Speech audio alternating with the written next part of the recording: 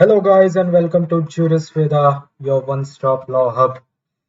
आज हम लोग पढ़ने जा रहे हैं कुछ जनरल डिफेंसेस। जनरल डिफेंसेस मतलब होते क्या है मैं बता दूं। अगर मान लीजिए ये प्लेंटिफ है और ये डिफेंडेंट है। प्लेंटिफ ने डिफेंडेंट के ऊपर केस किया है। अब डिफेंडेंट को लाइबिलिटीज से बचना है तो फिर वो क्या करेगा, ये इन्हीं जनरल डिफेंसेस का यूज करके बच सकता है। ये बढ़ते हैं। जनरल डिफेंसेस होते क्या है? जनरल डिफेंसेस होते हैं कुछ ऐसे लीगल जस्टिफिकेशंस या फिर ऐसे एक्सक्यूजेस जो डिफेंडेंट जो है वो यूज करता है टू अवॉइड लाइबिलिटी, यानी वो एब्सॉल्व कर सके अपनी रिस्पॉन्सिबिलिटीज, अपनी जो लाइबिलिटीज है उसको एब्सॉल्व कर सके, ताकि वो ये जो जस्टिफिकेशन और एक्सक्यूजेस जो यूज करता है उसी को जनरल डिफेंसेस कहा जाता है। जनरल इसलिए कहा जाता है क्योंकि वाइड रेंज ऑफ टॉर्ट्स यानी नेग्लिजेंस, न्यूसेंस, ट्रेसपास, डेफेमेशन, चाहे कोई भी टॉर्ट पे ये सारे डिफेंसेस जो हम आगे पढ़ेंगे वो यूज हो सकते हैं। क्यों किया जाता है? सभी को पता है क्यों किया जाता है, ताकि एक फेयर आउटकम निकले। जो भी केसेस लड़ रहे हैं उसका एक फेयर आउटकम निकले, एक फेयर डिसीजन हो, एक फेयर जजमेंट हो, डिफेंडेंट को भी अपनी बातें कहने का मौका मिले। इस वजह से जनरल डिफेंसेस यूज किए जाते हैं। 8 टाइप के जनरल डिफेंसेस होता है। Volenti non fit injuria, plaintiff the wrong doer, inevitable accident, act of God यानी vis major, private defence, necessity, mistake, statutory authority.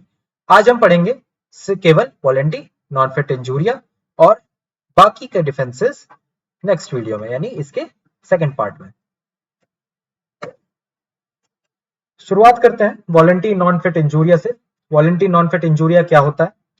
To a willing person no injury is done, यानी अगर एक person है जिसकी consent है, जिसको knowledge है उस रिस्क के बारे में, ठीक है, अगर वो काम तब भी वो काम करता है, ठीक है, तो वो किसी को जिम्मेदार नहीं ठहरा सकता।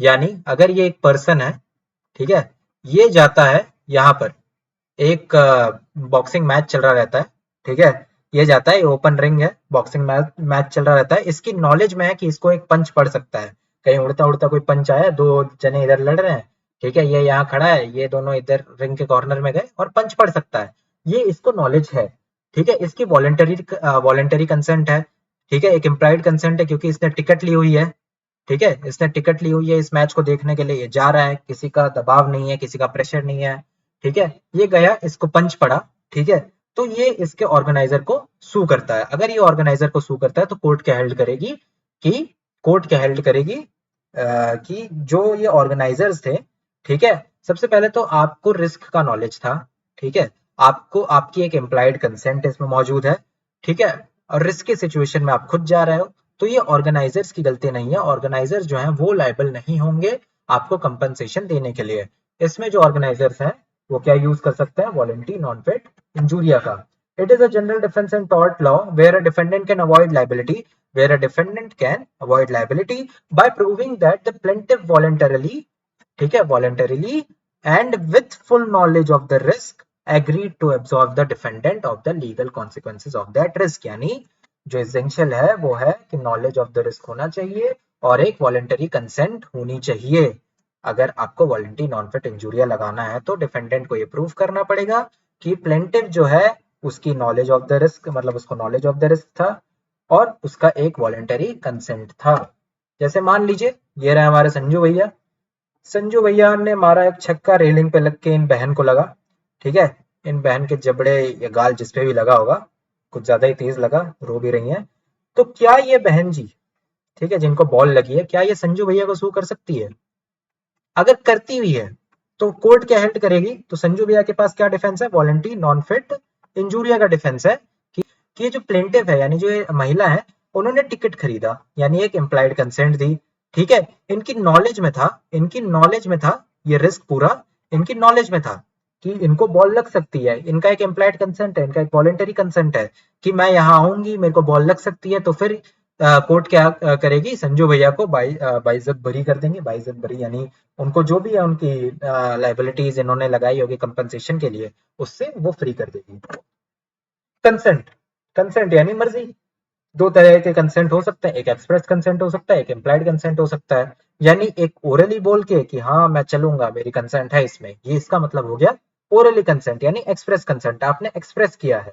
और एक होता है इम्प्लाइड कंसेंट। इम्प्लाइड कंसेंट यानी कि प्लेंटिफ की कंडक्ट से, उसके एक्ट से, उसके बिहेवियर से उस सर्कमस्टेंसेस पे जो भी वो एक्ट कर रहा है उसके बिहेवियर से ऐसा समझ आ रहा है कि उसने कंसेंट दी है, तो उसको बोलते हैं इम्प्लाइड कंसेंट। जैसे वो महिला का केस, जिसको बॉल लगी थी, उसने टिकट लिया था।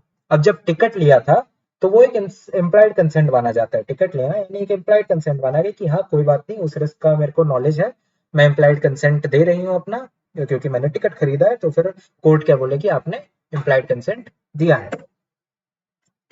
एक केस है, फेमस केस है, Hall versus Brookland Auto Racing Club का 1933 का केस है ये रहे भाई हमारे हॉल, और ये रही जो भी रेस कर रही थी, जो कार रेस कर रही थी, और ऑर्गेनाइजर कौन थे? ब्रुकलैंड ऑटो रेसिंग क्लब थे। ठीक है, ये कार जो है वो अनकंट्रोल हो जाती है, अनकंट्रोल हो जाती है, जहां ऑडियंस बैठी रहती है वहां जाके भिड़ जाती है, वहां जाके उसका एक्सीडेंट होता है। तो जो भी डेब्रिस होते हैं या फिर जो भी डेब्रिस होते हैं वो हॉल पे उड़ते हैं, हॉल को लगते हैं। हॉल जो है केस फाइल करता है ऑर्गेनाइजर्स पे, ब्रुकलैंड ऑटो रेसिंग क्लब पे केस फाइल करता है कि इनके नेग्लिजेंस की वजह से मेरे को इतनी इतनी इंजरी आई है। हेल्ड क्या होता है? कोर्ट हेल्ड करती है, the court held that the organisers were not liable as the spectator had consented, implied consent था क्योंकि वो टिकट लेके ही आया होगा, सबसे पहली बात। और to the inherent risk of the motor race, यानी इसको पूरी तरीके से नॉलेज था इस रिस्क के बारे में कि मेरे को चोट लग सकती है, अगर कोई कार क्रैश होती है तो डेब्रिस जो है वो मेरे ऊपर आके भी गिर सकती है। ऐसा कोर्ट ने माना कि उसको कंसेंट भी था, उसके नॉलेज में भी था, इसीलिए ब्रुकलैंड ऑटो रेसिंग क्लब को लायबल नहीं ठहराया जाता है। आगे बढ़ते हैं। इंडियन ओरिजिन का एक केस है, पद्मावती वर्सेस दुग्ग नायका वाला केस, 1975 का ये केस है। इसमें क्या होता है? इसमें दो पैसेंजर्स होते हैं, जो दो पैसेंजर बोल रहा हूँ, दो स्ट्रेंजर्स होते हैं। इसमें जो है दो स्ट्रेंजर्स होते हैं और वो क्या करते हैं, लिफ्ट लेते हैं, किसी एक ड्राइवर से लिफ्ट लेते हैं। ठीक है, और उसमें से जब जैसे ही वो लिफ्ट लेते हैं, गाड़ी चलती है, तो इसका एक टायर जो है वो उसका नट बोल्ट निकलता है और टायर जो है वो उड़ जाता है और गाड़ी पलटी खा जाती है। जब गाड़ी पलटी खाती है तो उसमें से एक की जो है वो डेथ हो जाती है और दूसरा जो है वो इंजर्ड हो जाता है, बहुत खतरनाक तरीके से इंजर्ड हो जाता है। तो ये दो क्या करते हैं, ये दो जाके ड्राइवर को लाइबल कर देते हैं। मान लीजिए ये ड्राइवर है तो इसको जो है वो लाइबल कर देते हैं, मतलब लाइबल करते हैं यानी केस फाइल करते हैं। ये तो जो है वो जाके क्या करते हैं, इस पे केस फाइल करते हैं। जैसे ही केस फाइल करते हैं तो कोर्ट क्या हेल्ड करेगी? कोर्ट हेल्ड करती है तो court absolve the driver and the owner liability, यानी जो ड्राइवर और ओनर है उसकी लाइबिलिटी को एब्सॉल्व करते हैं, उनको फ्री करते हैं सारी लाइबिलिटी से। क्यों? क्योंकि सबसे पहले तो उनके नॉलेज में था ये चीज कि हाँ हमारा एक्सीडेंट हो सकता है। ठीक है, अगर हम कार में बैठ रहे हैं तो हमारा एक्सीडेंट हो सकता है, और उनका एक इम्प्लाइड कंसेंट भी था कि वो कार में बैठे हैं। इसका मतलब इस बिहेवियर से, इस एक्ट से ये पता चलता है कि उनका एक इम्प्लाइड कंसेंट भी है। दोनों इसेंशियल फुलफिल होता है, तो फिर इन दोनों ने लगाया होगा वॉलंटरी नॉन फिट इंजूरिया, और ये दोनों हो गए होंगे एब्सॉल्व्ड, यानी अपनी लाइबिलिटी से एब्सॉल्व हो चुके होंगे।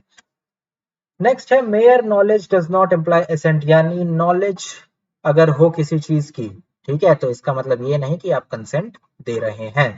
समझे? This is a crucial distinction. Knowing about a risk is not the same as agreeing to waive your legal rights. यानी अगर आपके पास नॉलेज है तो आप, इसका मतलब ये नहीं कि आप अपने लीगल राइट्स को वेव करते हैं, आप कंसेंट देते हैं कि मेरे लीगल राइट्स वेव कर दिए जाए, ये नहीं होगा। यानी अगर नॉलेज है तो कंसेंट होना जरूरी नहीं है। If a person has no choice but to accept a risk और if they protest against it, यानी अगर बार बार मना कर रहा है, कोई किसी को इंजरी हो गई बाद में, उसके पहले उसने बार बार मना किया है, ठीक है, they can not be said to have voluntarily consented. तो उसके एक्ट से ये पता चलता है कि उसने वॉलंटरीली यानी कंसेंट जो है वो नहीं दी गई थी। The defence will fail in such cases. Smith versus Baker and Sons का केस है कि ये जो आदमी है, स्मिथ जो आदमी है, वो उसके ऊपर से एक क्रेन जाती थी, ठीक है, पत्थर वत्थर लेके अटैच करके, जैसे ये अटैच्ड है, और पत्थर वत्थर लेके एक जगह से, एक पॉइंट से दूसरे पॉइंट तक जाती थी, लेकिन इसके सिर के ऊपर से जाती थी। ठीक है, तो इसके बार बार मना करने के बावजूद भी इसको वहां से नहीं हटाया गया। इसने बोला होगा कि मेरे को इंजरी हो सकती है तो मेरे को वहां से हटा दिया जाए, लेकिन जो भी अथॉरिटी थी उसने नहीं हटाया इसको। एक पत्थर आता है, इसके ऊपर गिरता है, ये इंजर होता है और ये जाता है कोर्ट के पास कंपनसेशन मांगने के लिए कि ऐसा ऐसा है।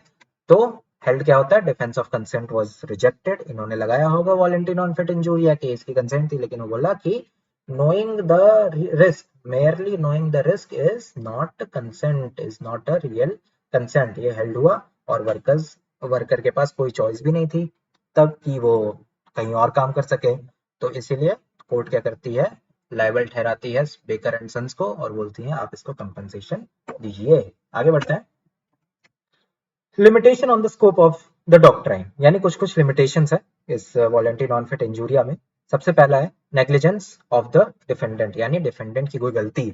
अ plaintiff consent to the inherent and expected risk of a situation not to the risk of the defendant's negligence, यानी अगर डिफेंडेंट ने कोई नेग्लिजेंस किया है यानी डिफेंडेंट की कोई गलती है, उसके लिए वो प्लेंटिफ जो है वो कंसेंट नहीं देता है, उसकी उसमें फिर डिफेंडेंट जो है वो लायबल ठहरा दिया जाएगा। ठीक है, एग्जाम्पल के तौर पे समझते हैं। मान लीजिए वही संजू भैया जी वाला और वो महिला वाला केस लेते हैं कि जो स्पेक्टेटर है कंसेंट करता है कि हाँ भाई मेरे को बॉल लग सकती है, कोई बात नहीं, वो उसका इम्प्लाइड कंसेंट है कि मेरे को बॉल लग सकती है। लेकिन अगर उस पर पूरा का पूरा स्टैंड ही कोलैप्स हो जाए फिर क्या करोगे? अगर स्टैंड ही कोलैप्स हो जाए पूरा का पूरा उसके ऊपर, तो वो क्या है, स्टेडियम ओनर की नेग्लिजेंस है, स्टेडियम ओनर की गलती है कि सिक्योरिटी प्रोवाइड नहीं की गई। जो ओनर है सिक्योरिटी प्रोवाइड नहीं की गई, which is a separate and not consented risk, which is a separate and non consented risk. The defense would fail in this scenario. The defense would fail in this scenario. आगे बढ़ते हैं। Rescue cases.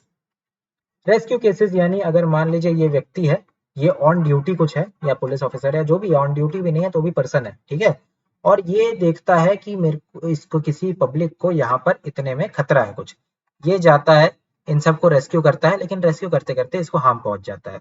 ठीक है, जो भी खतरा था, जो भी थ्रेट था, वो जिसकी वजह से भी आया हो, जो भी था, जिसकी जो भी डिफेंडेंट था उसकी वजह से आया हो, तो वो जो डिफेंडेंट है वो लायबल होगा इसको कंपनसेशन देने के लिए।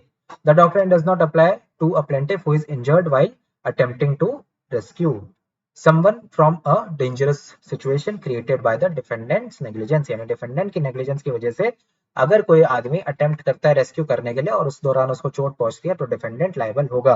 The rescuer's action are not considered truly voluntary. इसको एक केस लॉ से समझते हैं। हेनिस वर्सेस हार्वुड का केस है, 1935 का केस है। A defendant's unattended horse drawn man, यानी एक घोड़ा गाड़ी थी, ठीक है, और डिफेंडेंट जो है उसको अनअटेंडेड यानी ऐसे ही खुला वुल्ला छोड़ के चला गया होगा। एक लड़का आता है, उसने इसको पत्थर मारा, घोड़े को पत्थर मारा, तो दोनों घोड़े जो है बौखला गए, अपनी सेफ्टी के लिए वो इधर उधर भागने लगे। ये एक पुलिस ऑफिसर था। पुलिस ऑफिसर क्या करता है, इन दोनों को कंट्रोल करने के लिए, क्योंकि वहां भीड़ होगी, पब्लिक होगी, तो पब्लिक को चोट ना पहुंचे, इसलिए इन दोनों घोड़ों को कंट्रोल करने के लिए वो क्या करता है, वो जाता है, जो भी एक्टिविटी वो कर रहा हो वो करता है, उसमें वो इंजर्ड हो जाता है।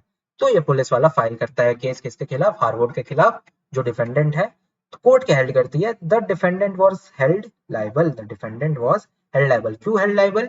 The court ruled that the police officer's intervention was not a voluntary assumption, यानी उसका वॉलेंटरी असम्पशन नहीं था, वो डिफेंडेंट की नेग्लिजेंस की वजह से उसको जाना पड़ा वहां पर, एक ऑन ड्यूटी पुलिसमैन था वो, of risk but an act performed under a duty to protect, यानी जो एक्ट उसने परफॉर्म किया है वो duty to protect the public के लिए किया है। A foreseeable consequences of the defendant's negligence, यानी डिफेंडेंट का नेग्लिजेंस इसमें साफ साफ दिख रहा है, इसलिए डिफेंडेंट जो है वो लायबल होता है इसको, जो भी पुलिस ऑफिसर है उसको कंपनसेशन देने के लिए। Thank you for watching Juris Veda.